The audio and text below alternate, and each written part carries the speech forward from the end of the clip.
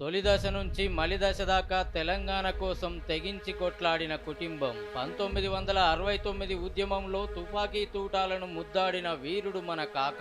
తండ్రి పోరాట వారసత్వాన్ని భుజానికెత్తుకున్న వివేక్ వెంకటస్వామి. మా రాష్ట్రం మాకు కావాలే అని పార్లమెంట్లో సింహగర్జన.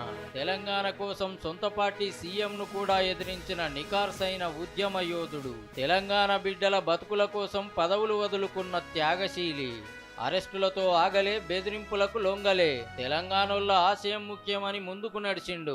రాజకీయం చేస్తోడు కాదు, జనం బాధలు తీర్చినోడే నాయకుడని నమ్మినోడు. పదవి ఉన్నా లేకున్నా ప్రజాసేవే నా మార్గమని నిత్యం జనంలో ఉండే జననాయకుడు.